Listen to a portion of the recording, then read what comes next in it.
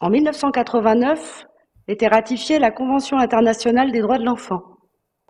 Pour la première fois dans l'histoire, l'enfant est reconnu comme un être à part entière, porteur de droits sociaux, économiques, civils, culturels et politiques.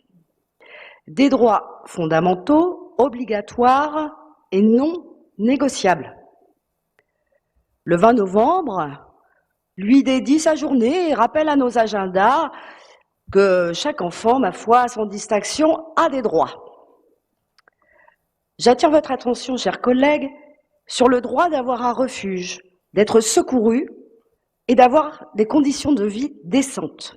200 enfants sur notre métropole, dont près de la moitié dans notre ville, logent dans la rue, dans un squat, dans une voiture, au mieux dans une école. Madame la maire nous l'a rappelé tout à l'heure. Si nous ne pouvons approuver ces occupations, nous les tolérons, au nom de ces droits inaliénables. Le temps d'apporter des réponses sérieuses à ces situations d'urgence. Le dispositif Zéro enfant à la rue en est une. Et le groupe Lieux en commun tient à se joindre à la maire et à saluer les premiers résultats.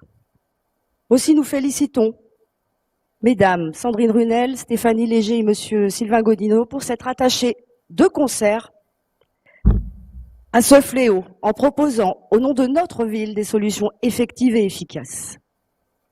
Des enfants, des familles à la rue, c'est bien l'affaire de tous. Pour autant, les institutions compétentes doivent cesser de se défiler. L'État, la métropole qui, je sais, est en travail et propose des solutions actuellement et y travaille d'arrache-pied, les propriétaires privés, les citoyens.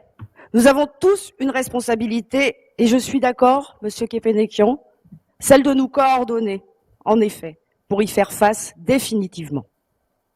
Car le temps presse, chers collègues. L'urgence est sociale, la misère touche à des enfants. Pour survivre dehors, supporter la violence de la rue, il faut être fou. Si on ne l'est pas, alors on le devient. Pour terminer, je ne poserai que ces deux questions.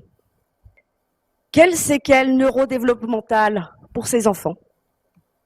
Quel avenir pour notre société si des enfants n'ont pour seule perspective de vie la hauteur de nos trottoirs?